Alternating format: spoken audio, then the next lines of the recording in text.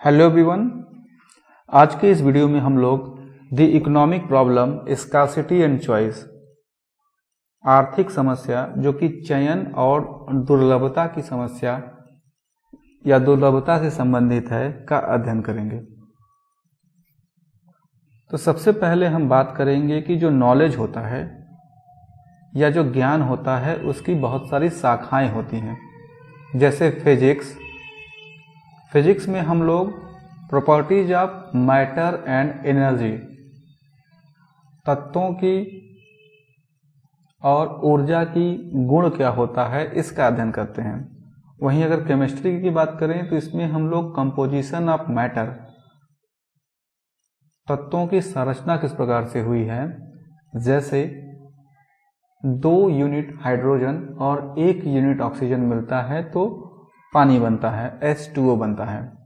इसी प्रकार से बायोलॉजी में हम लोग पृथ्वी पर जीवन का विकास किस प्रकार से हुआ है और जीवन का योगदान क्या रहा है इसका अध्ययन करते हैं। जीवों का अध्ययन जूलॉजी और वनस्पतियों का अध्ययन बॉटनी के अंतर्गत किया जाता है। अगर हम पॉलिटिकल साइंस की बात करें तो पॉलिटिकल साइंस या राजनीति विज्ञान के अंतर्गत हम लोग राज्य एवं सरकार की प्रकृति, उद्देश्य, वो किस प्रकार से कार्य करते हैं आदि का अध्ययन करते हैं। लेकिन अगर हम इकोनॉमिक्स का बात करें तो इकोनॉमिक्स की जो विषय वस्तु है वह इतनी स्पष्ट नहीं है। तो अब हमको ये समझना होगा कि इकोनॉमिक्स के अध्ययन करने पर हमें क्या मिलेगा। यही हमारा इस वीडियो में जानने का मेन मोटिव है। तो जब आपको इकोनॉमिक्स पढ़ेंगे या इकोनॉमिक्स का आपको जब ज्ञान हो जाएगा तो आपको पता चलेगा पॉवर्टी के बारे में, गरीबी क्या होती है, कितने प्रकार की होती है, इसका अर्थव्यवस्था पे क्या प्रभाव पड़ता है। इसके बाद बैलेंस ऑफ पेमेंट, भुगतान संतुलन का अध्ययन भी हम लोग करते हैं, या भुगतान संतुलन के बारे में भी हमें पता चलता है कि जब किसी देश का विश्व के अन्य देशों के साथ आर्थिक संबंध होता है तो वह आर्थिक संबंध उस देश के लिए लाभदायक है, हानिकारक है, कैसा है, इसका अध्ययन हम लोग बैलेंस ऑफ पेमेंट या भुगतान संतुलन के अंतर्गत करते हैं, जो कि अर्थशास्त्र का अध्ययन करने पर हमको पता चलता है। साथ ही साथ अर्थशास्त्र के अध्ययन करने पर हमको ग्रोथ या विकास के बारे में पता चलता है, समृद्धि के बारे में पता चलता है कि कोई देश किस गति से समृद्धि कर रहा है, उसकी जीडीपी कैसे बढ़ रही है, विकसित देशों की जीडीपी कितनी है, विकासशील देशों की जीडीपी कितनी है। फिर इसके बाद इकोनॉमिक्स के अध्ययन से हमें यह भी पता चलता है कि एम्प्लॉयमेंट की सिचुएशन क्या है, बेरोजगारी की स्थिति क्या है, बेरोजगारी कितने प्रकार की होती है और इसका समाज पर क्या प्रभाव पड़ता है। इन सभी बातों का अध्ययन भी हम लोग इकोनॉमिक्स में करते हैं। इकोनॉमिक्स के अध्ययन से हमें इन्फ्लेशन के बारे में पता चलता है। इन्फ्लेशन, जिसको मुद्रास्फीति या साधारण बोलचाल की भाषा में महंगाई कहते हैं, महंगाई के बारे में भी हमको पता चलता है कि महंगाई क्या है, इसका क्या परिणाम होता है। तो मोटी मोटा सब बात ये हुआ कि जब हम लोग इकोनॉमिक्स का अध्ययन करेंगे तो हमें इन बातों जैसे पॉवर्टी, अनएम्प्लॉयमेंट, इन्फ्लेशन, इन सभी का पता चलेगा। लेकिन इन बातों के अध्ययन से हमें अभी भी नहीं पता चल पाया है कि इकोनॉमिक्स है क्या। तो जो इकोनॉमिक्स है इसने ये बहुत पुराना सब्जेक्ट नहीं है, यह लगभग 1776 से पहले इसका बहुत ज़्यादा विकास नहीं हुआ था।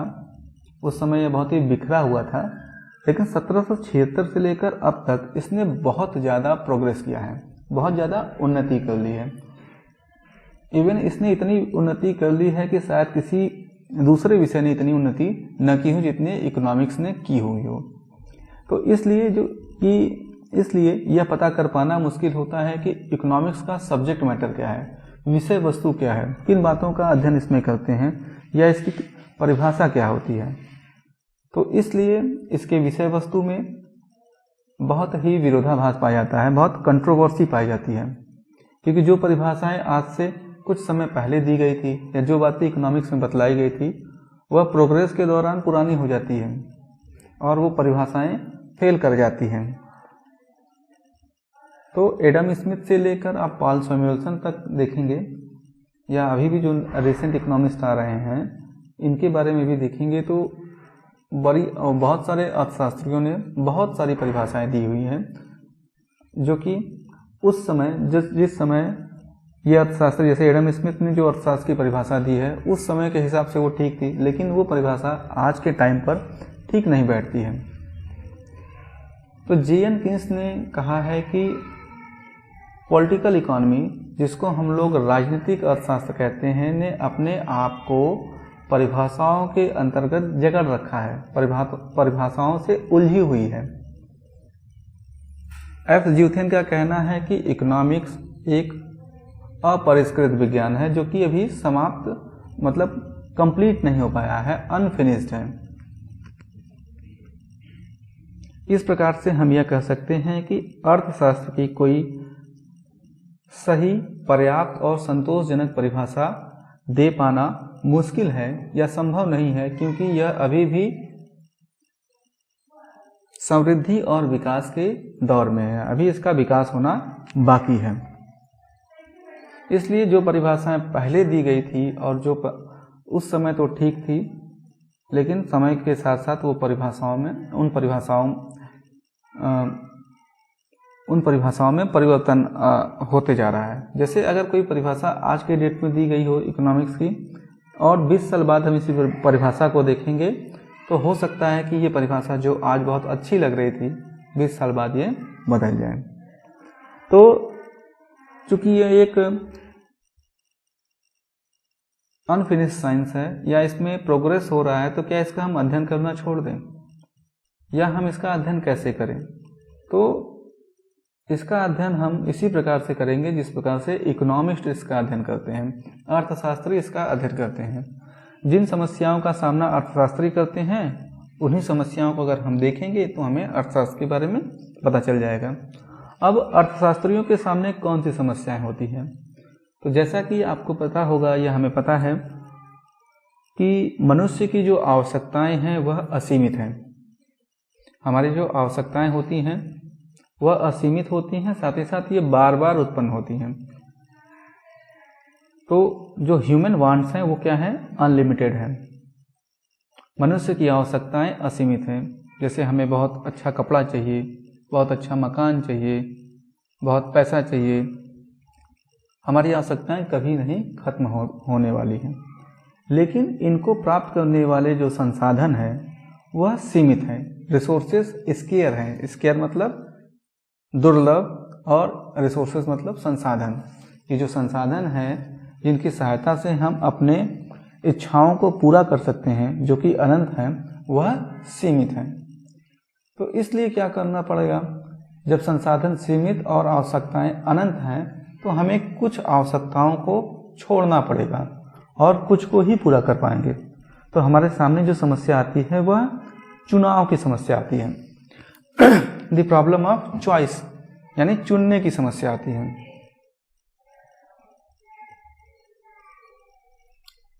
हम केवल उन आवश्यकताओं को चुनेंगे जो एक सोसाइटी के लिए ज़्यादा अच्छा होगी, या इंडिविजुअली देखें, अगर हम व्यक्तिगत रूप से देखें तो हम उन आवश्यकताओं को पहले पूरा करेंगे जिससे हमारा वेलफेयर या हमारा कल्याण अधिकतम होगा।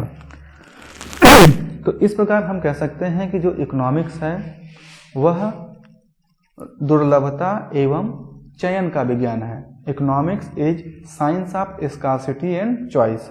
इसकी एक परिभाषा यह भी दी जाती है।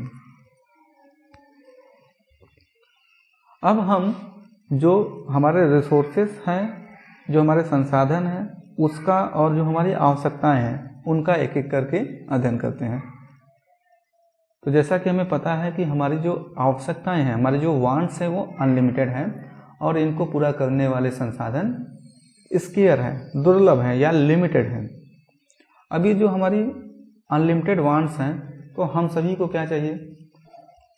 हम सभी को गुड्स एंड सर्विसेज चाहिए, वस्तुएं और सेवाएं चाहिए, यानी हमको आउटपुट चाहिए। अब ये जो आउटपुट है, हम में से सभी को बढ़िया कपड़ा चाहिए, बढ़िया खाना चाहिए, बढ़िया स्वास्थ्य सुविधाएं चाहिए, बढ़िया एजुकेशन चाहिए, बढ़िया घर चाहिए, टीवी चाहिए, फ्रिज चाहिए, ये सारी चीज़ें हम लोगों को चाहिए होता है। तो अगर हम इन चीज़ों को क्लासिफाई करें तो हम इनको 4 भागों में बांट सकते हैं। पहला हो जाएगा कंज्यूमर गुड्स, उपभोक्ता वस्तुएं। दूसरा हो जाएगा हमारा कंज्यूमर सर्विसेज, यहाँ गुड्स नहीं होगा, यहाँ पे सर्विसेज हो जाएगा, उपभोक्ता सेवाएं। फिर इसके बाद है आपका कैपिटल गुड्स, पूंजीगत वस्तुएं। फिर है इसके बाद रॉ मटेरियल, कच्ची सामग्री। तो अगर हम लोग बात करें कंज्यूमर गुड्स की या उपभोक्ता वस्तुओं की, तो इसका मतलब क्या होता है? तो ऐसी चीजें जिसको हम टच कर सके, जिसको हम छू सकें, ये क्या होती हैं? टेंजिबल है, जिसको हम लोग स्पर्श कर सके, जैसे पेन हो गया, कॉपी हो गया, ये सब हमारा क्या है? फ्रिज हो गया, कूलर हो गया, इसको हम स्पर्श कर सकते हैं। तो ऐसी वस्तुएं जिनको हम छू सक रहे हैं या स्पर्श कर रहे हैं, वो हो गई कंज्यूमर गुड्स। और इन कंज्यूमर गुड्स को हम लोग 2 भागों में बांट सकते हैं। एक हमारा हो जाएगा ड्यूरेबल्स। ड्यूरेबल्स मतलब जो लंबी अवधि तक चलती हैं, ऐसी वस्तुएं जिनको आपने खरीद लिया है और ये लंबी अवधि तक आपकी सेवा करेंगी। जैसे पंखा हो गया, पंखा आपने एक बार खरीद लिया तो ये सालों साल चलेगा। TV, fridge, washing machine. और वहीं दूसरी तरफ दूसरे प्रकार की वस्तु होती है, उसको बोलते हैं नॉन ड्यूरेबल्स, मतलब ऐसी वस्तुएं जो सीमित समय के लिए प्रयोग में आती हैं या एक बार आपने यूज किया और वो खत्म हो गई। जैसे खाने की वस्तुएं हो गई, जैसे सब्जी हो गया, दूध हो गया, अंडा हो गया, चावल हो गया, ये चीजें आपने एक बार खाया और खत्म हो गया। कंज्यूमर गुड्स, कंज्यूमर सर्विसेज, उपभोक्ता सेवाएं। उपभोक्ता सेवाओं से आशय हमारा उन वस्तुओं से होता है जिनको हम लोग छू नहीं सकते या जिनको स्पर्श हम नहीं कर सकते हैं, नॉन टेंजिबल होती हैं। जैसे एक टीचर आपको पढ़ा रहा है तो वो सर्विस दे रहा है, आपने एडवोकेट या वकील का कोई सर्विस लिया है, डॉक्टर का सर्विस लिया है, तो ये सब नॉन टेंजिबल है। आपने सीए हायर किया हुआ है जो आपका जीएसटी बिल कंप्यूट करके दे रहा है या आपका इनकम टैक्स भर रहा है, तो ये आपने क्या किया? सर्विसेज लिया हुआ है। फिर होता है कैपिटल गुड्स। कैपिटल गुड्स में वे वस्तुएं आती हैं जो कि मनुष्य के द्वारा बनाई जाती हैं और जिनका प्रयोग उत्पादन के लिए किया जाता है। जैसे कोई मशीन है और इस मशीन से हम पेन बना रहे हैं, तो ये जो मशीन है जिसको मनुष्य ने बनाया हुआ है और इसकी सहायता से हम उत्पादन कर रहे हैं, तो ये हमारा हो गया कैपिटल गुड्स, पूंजीगत वस्तु हो गई। जैसे ट्रांसपोर्टेशन के साधन हो गए, इंफ्रास्ट्रक्चर हो गया, ये सभी क्या है? कैपिटल गुड्स हैं। बिल्डिंग्स हो गई, स्कूल्स हो गए, कॉलेजेज हो गए, ये सब हमारे कैपिटल गुड्स के अंतर्गत आते हैं। रॉ मटेरियल, कच्ची सामग्री, मतलब जिनकी सहायता से हम लोग उत्पादन करते हैं। जैसे हमको ब्रेड बनाना है तो हमें क्या चाहिए? आटा चाहिए, आटे के लिए हमको गेहूं चाहिए, तो ये हमारा क्या हो गया? रॉ मटेरियल्स हो गए। फिर अब हम लोग बात करते हैं स्केयर रिसोर्सेस के बारे में। जो संसाधन है, हमने अनलिमिटेड वांट्स के बारे में देखा, अब बात करेंगे स्केयर रिसोर्सेस के बारे में, दुर्लभ संसाधनों के बारे में। तो ये जो संसाधन हैं, इनको हम लोग फैक्टर्स ऑफ प्रोडक्शन या उत्पत्ति के साधन भी कहते हैं। और इकोनॉमिक्स में हम इस उत्पत्ति के साधनों को मुख्य रूप से 4 भागों में बांटते हैं। एक हो गया आपका लैंड, जिसको हम लोग भूमि कहते हैं। दूसरा लेबर, जिसको हम लोग श्रम कहते हैं। तीसरा कैपिटल, जिसको हम लोग पूंजी कहते हैं। और चौथा एंटरप्रेन्योर, जिसको हम लोग साहसी या उद्यमी कहते हैं। तो इकोनॉमिक्स में जो उत्पत्ति के साधन है या जो रिसोर्सेस है, इसको हमने ब्रॉडली 4 भागों में बांटा हुआ है, लैंड, लेबर, कैपिटल और एंटरप्रेन्योर। अब हम बात करते हैं कि लैंड किसको कहते हैं। तो भूमि के अंतर्गत वे साधन आते हैं जो कि प्रकृति ने हमें निःशुल्क रूप से उपलब्ध कराए हैं, जिनकी सहायता से हम लोग उत्पादन कर सकते हैं, जैसे minerals, water, climate, forest, land, ये सभी क्या हैं, प्रकृति ने हमको निःशुल्क रूप से दिया है और इसकी सहायता से हम लोग प्रोडक्शन करते हैं, उत्पादन करते हैं। वहीं अगर श्रम की बात करें तो श्रम के अंतर्गत किसी वस्तु की या सेवा के उत्पादन में मनुष्य द्वारा उपलब्ध कराई गई मानसिक एवं शारीरिक योग्यता श्रम कहलाती है। फिर से सुनिएगा, किसी वस्तु या सेवा के उत्पादन में एक व्यक्ति द्वारा उपलब्ध कराई गई मानसिक एवं शारीरिक योग्यता श्रम कहलाती है। अब तीसरा होता है कैपिटल। कैपिटल मतलब पूंजी। मनुष्य द्वारा निर्मित वे वस्तुएं जिनकी सहायता से हम लोग उत्पादन करते हैं, जैसे विभिन्न प्रकार के जो इक्विपमेंट्स हैं, जो यंत्र हैं, फैक्ट्रीज हैं, रोड है, डैम है, इंफ्रास्ट्रक्चर के साधन हो गए, ये सभी क्या हो गए, हमारे कैपिटल हो गए, पूंजी हो गए। एंटरप्रेन्योर क्या करता है, तो एंटरप्रेन्योर जो उत्पत्ति के दूसरे साधन है, जैसे लैंड, लेबर, कैपिटल, इन सबको व्यवस्था करता है और इनकी सहायता से उत्पादन करता है। तो जब आप ये उत्पत्ति के साधन का प्रयोग करके कोई उत्पादन करेंगे तो इसके बदले में आपको इनको पारिश्रमिक देना पड़ेगा या रिवार्ड देना पड़ेगा। जैसे आपने लैंड यूज किया तो लैंड के बदले में आपको कुछ देना पड़ेगा, इसका पारिश्रमिक देना पड़ेगा। तो भूमि के बदले में हमें क्या देना पड़ेगा, रेंट देना पड़ेगा। रेंट जिसको हम लोग लगान कहते हैं। वहीं अगर आपने श्रमिक को काम पे लगाया है तो श्रमिक के कार्य के बदले में आपको इसे मजदूरी देनी पड़ेगी, वेज देना पड़ेगा। और ये जो मजदूरी है ये एजुकेशन के लेवल पे, स्किल पे, एक्सपीरियंस पे, इन बातों पर डिपेंड करती है।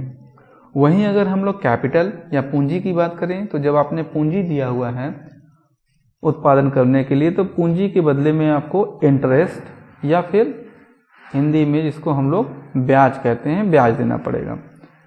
साहसी सबसे पहले जब उत्पादन करेगा तो उत्पत्ति के अन्य साधन जिसमें भूमि, श्रम, पूंजी है, इनका पारिश्रमिक, लगान, मजदूरी और ब्याज दे देगा। उसके बाद जो बचेगा वो साहसी को हो जाएगा। तो साहसी को दो चीजें मिलेंगी, या तो लाभ होगा या तो हानि होगा।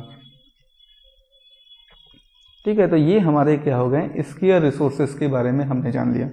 तो अभी तक अगर एक लाइन में बात की जाए तो इकोनॉमिक्स जो है अनलिमिटेड वांट्स और स्केयर रिसोर्सेस से संबंधित है।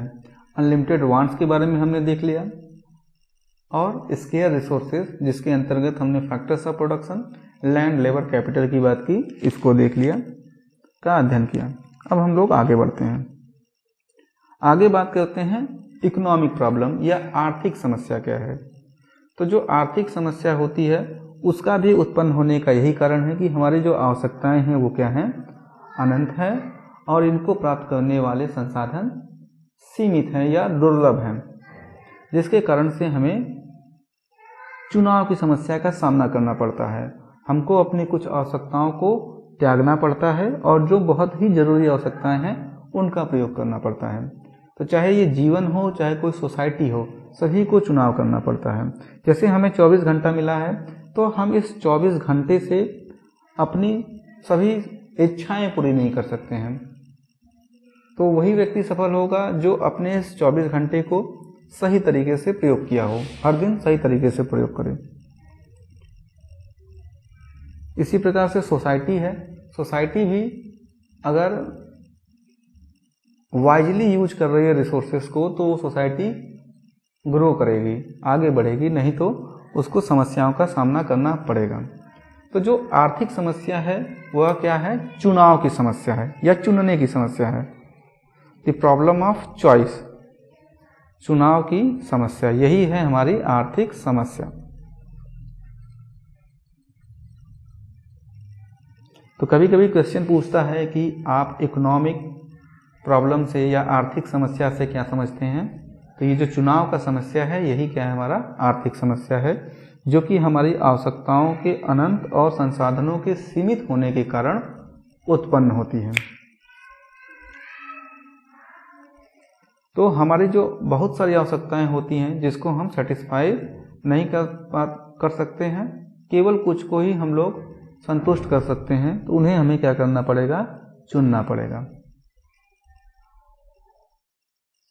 इस प्रकार से एक रॉबिन्स की डिफिनीशन है इकोनॉमिक्स की, जो कि बहुत ही प्रसिद्ध है। इसके बारे में हम लोग एक बार देख लेते हैं। Economics is science which studies human behaviour as a relationship between ends and scarce resources. Ends का मतलब है ऑब्जेक्टिव या लक्ष्य जो होते हैं उससे, और विच हैज अल्टरनेटिव यूज। तो ये परिभाषा आप याद कर सकते हैं कि अर्थशास्त्र वह विज्ञान है जो वैकल्पिक उपयोग वाले लक्ष्यों और दुर्लभ संसाधनों के बीच संबंध के रूप में मानव व्यवहार का अध्ययन करता है। अब हम बात करते हैं कि अर्थव्यवस्था की केंद्रीय समस्या क्या है, या अर्थशास्त्र का आधारभूत प्रश्न क्या है।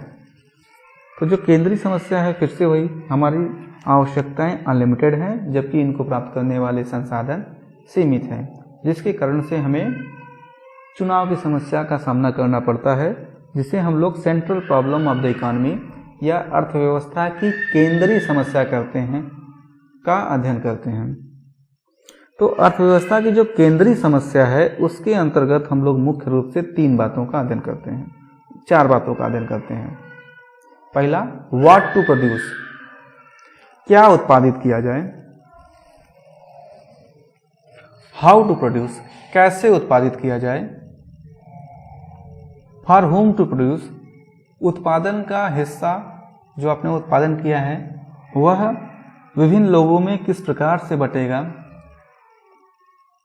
या किसके लिए उत्पादन किया जाए। और चौथा बात जिसके अंतर्गत हम लोग बात करते हैं, what provision should be made for economic growth, आर्थिक समृद्धि के लिए क्या प्रावधान किए जाएं। अब हम इन चारों का एक एक करके अध्ययन करेंगे। यानी जो अर्थव्यवस्था की केंद्रीय समस्या है वह ये 4 चीजें हो गई। व्हाट टू प्रोड्यूस, क्या उत्पादित किया जाए, कैसे उत्पादित किया जाए। हाउ टू प्रोड्यूस, किसके लिए उत्पादित किया जाए। फॉर होम टू प्रोड्यूस, और अर्थव्यवस्था के समृद्धि के लिए क्या प्रावधान किए जाएं। तो ये क्वेश्चन भी आपसे इकोनॉमी एग्जाम में पूछ सकता है, अगर इस यूनिट से क्वेश्चन उठता है तो ये इम्पॉर्टेंट है। अब हम एक एक करके इन चारों का बात करेंगे। सबसे पहले व्हाट टू प्रोड्यूस, क्या उत्पादित किया जाए। तो एक इकोनॉमी को अपने जो दुर्लभ संसाधन है उसमें से चुनाव करना पड़ता है कि क्या उसको वार गुड्स बनाना चाहिए या सिविलियन गुड्स बनाना चाहिए। वार गुड्स मतलब युद्ध के सामान बनाने चाहिए या नागरिकों के लिए जो सामान जरूरी है उसको बनाना चाहिए। इकोनॉमी के सामने यह भी समस्या आती है कि नेसेसिटीज बनानी चाहिए, आवश्यक वस्तुएं बनानी चाहिए या विलासिता की वस्तुएं बनानी चाहिए। कंज्यूमर गुड्स बनाने चाहिए या कैपिटल गुड्स बनाने चाहिए। उपभोक्ता वस्तुएं बनानी चाहिए या फिर पूंजीगत वस्तुएं बनानी चाहिए। तो ये प्रश्न आता है कि हमें वार गुड्स चुनना चाहिए या सिविलियन गुड्स चुनना चाहिए। वार गुड्स भी जरूरी है और सिविलियन गुड्स भी जरूरी है। हमें अपने देश की सुरक्षा के लिए वार गुड्स हमारे पास होने चाहिए, युद्ध के सामान होने चाहिए, और हमारे नागरिकों की जो बेसिक रिक्वायरमेंट्स होती हैं, जो आधारभूत आवश्यकताएं होती हैं, उनको पूरा करने वाले भी सामान होने चाहिए। तो ये समस्या हमारे सामने आ रही है। अब हमें चुनना पड़ेगा कि हम क्या बनाएंगे, ठीक है, साथ ही साथ किस मात्रा में बनाएंगे। तो इसका जो हल है वह 2 बातों से हम कर सकते हैं। एक होता है ये जो वस्तुएं हैं क्या प्रोड्यूस की जाएं, इसके समाधान के लिए दो अप्रोच प्रसिद्ध हैं। एक मार्केट बेस्ड अप्रोच है, यानी मार्केट के हवाले, बाजार के हवाले हमने अर्थव्यवस्था को छोड़ दिया। जिन चीज़ों की मांग होंगी वैसी ही चीज़ें ही बन जाएगी। और दूसरा होता है हमारा रेगुलेटेड बाय गवर्नमेंट। सरकार निर्धारित करेगी कि किन वस्तुओं का उत्पादन किया जाए और किन वस्तुओं का उत्पादन नहीं किया जाए। तो दोनों की अपनी अपनी समस्याएं हैं। अगर फ्री मार्केट के हवाले हमने इकॉनमी को छोड़ दिया तो केवल उन्हीं वस्तुओं का उत्पादन होगा जिसमें प्रॉफिट है,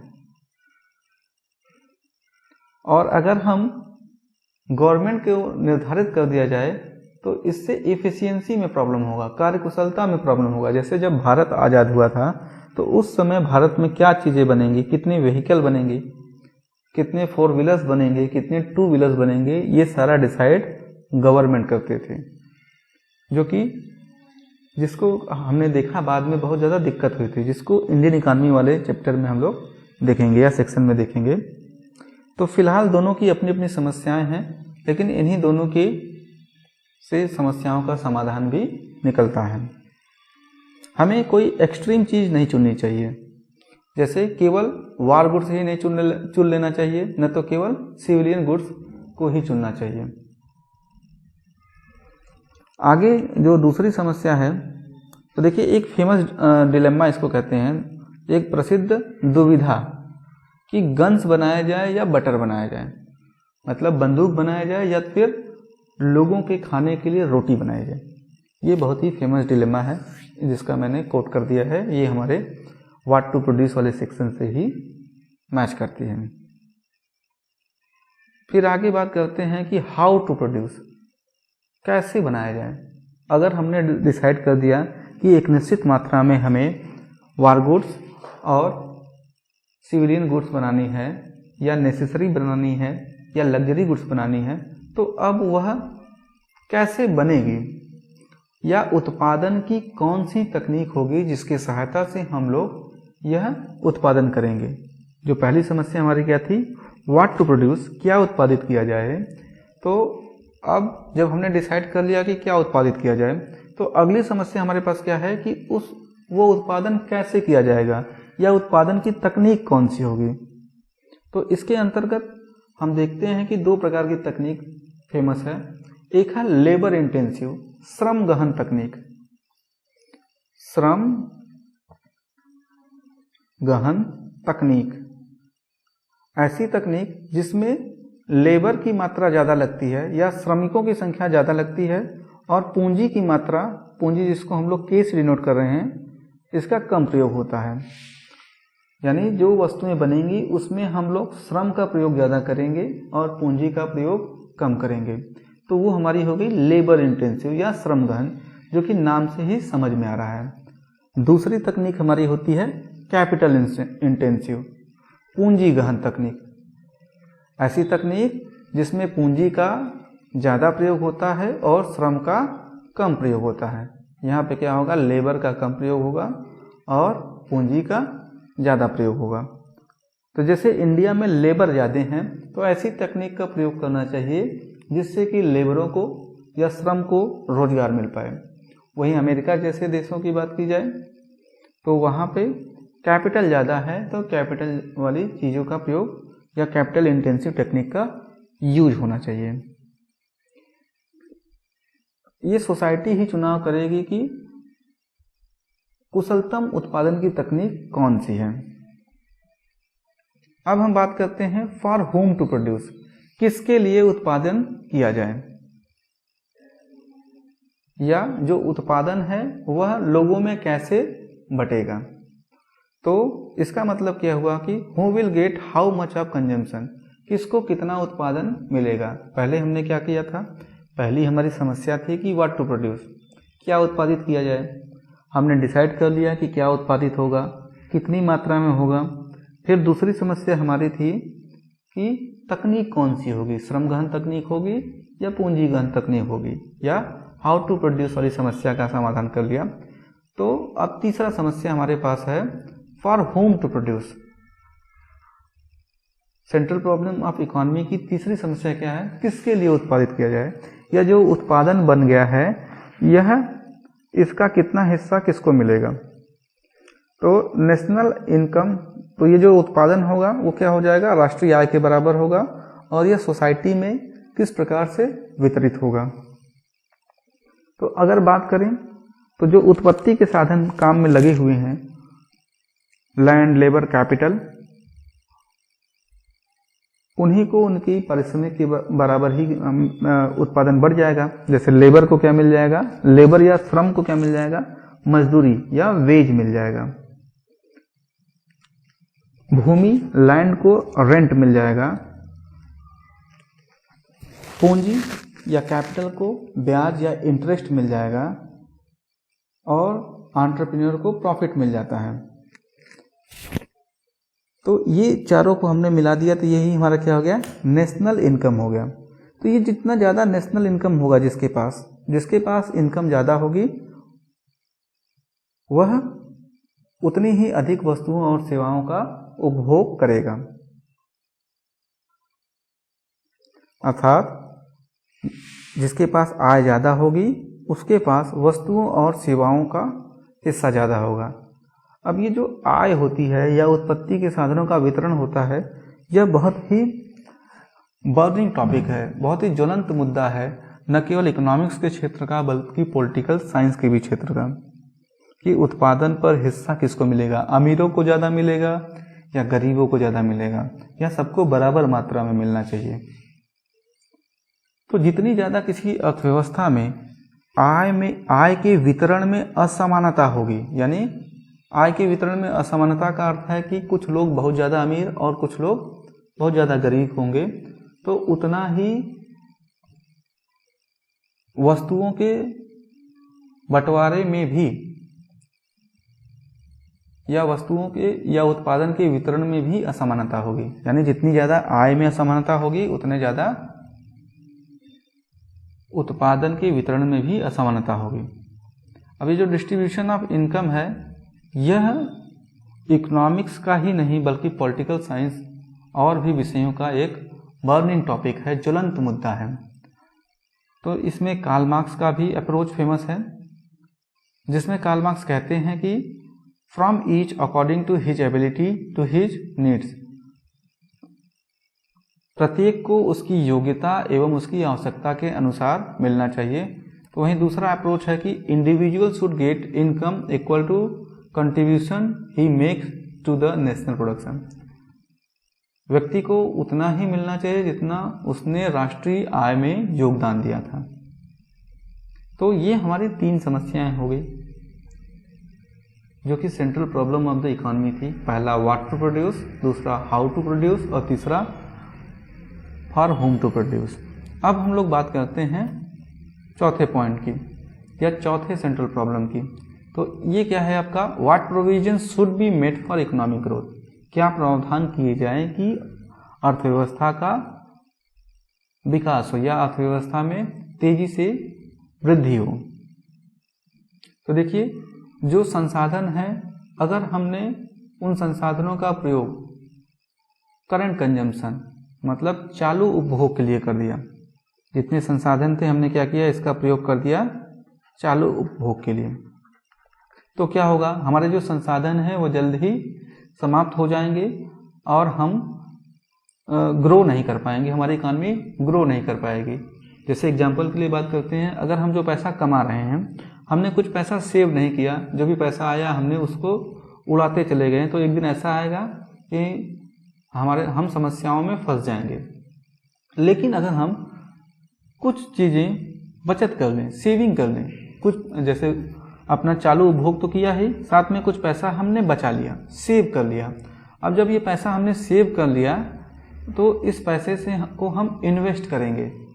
जब इन्वेस्ट करेंगे तो फिर से इन्वेस्ट कहाँ करेंगे हम लोग, रिसर्च और डेवलपमेंट में इन्वेस्ट करेंगे, शोध करेंगे कि कुछ नई टेक्निक हमें उत्पादन की मिल जाए जिससे हम अब कम लागत में वस्तुएं बना सकें। तो ये तभी संभव होगा जब हम सेविंग कर पाएँ, और ये सेविंग हम लोग फ्यूचर में प्रयोग कर पाएंगे। जैसे हमने जब हमारी आय आई तो हमने कुछ पैसा बचाया, फिर उसको हमने कहीं इन्वेस्ट कर दिया, तो जब आपने इन्वेस्ट कर दिया वो मैच्योर होगा तो फिर से आपका जो कंजम्पशन होगा वो बढ़ जाएगा। यानी अगर हम किसी व्यक्ति से हमारी आय कम थी, उसकी ज़्यादा थी, तो जब हम बढ़ना चाह रहे थे आगे तो हमने क्या किया, सेविंग किया, सेविंग को हमने इन्वेस्ट किया, रिसर्च और डेवलपमेंट किया। अब हमारे पास भी टेक्नोलॉजी आ गई जो उस पर्टिकुलर व्यक्ति के पास था, तो हम उसकी बराबरी कर सकते हैं। तो उसी प्रकार कोई कंट्री भी अगर अपने संसाधनों को केवल करंट कंजम्पशन पे यूज करेगी तो उसके संसाधन समाप्त हो जाएंगे, वह डेवलप नहीं कर पाएगा। लेकिन अगर वो संसाधनों करंट कंजम्पशन के अलावा थोड़ा सा संसाधन अपना क्या कर दिए, भविष्य के लिए बचा के रख दिया, उसका रिसर्च और डेवलपमेंट में यूज कर दिया, तो उस देश का विकास जल्दी संभव है।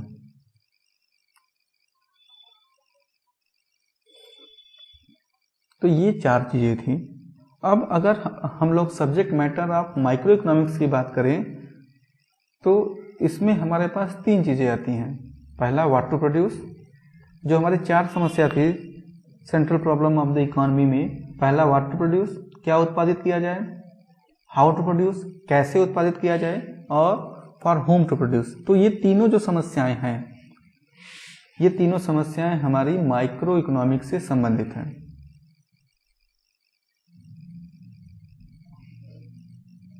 और जो चौथी समस्या है वो हमारी what provision should be made to achieve economic growth, ये हमारा माइक्रो इकोनॉमिक्स से संबंधित है। तो अगर आपसे पूछे कि माइक्रो इकोनॉमिक्स की विषय वस्तु क्या है, तो आपको ये तीनों बातें बतानी होंगी। अब हम आगे बढ़ते हैं, या इसको हम नेक्स्ट वीडियो में देखेंगे। Thank you.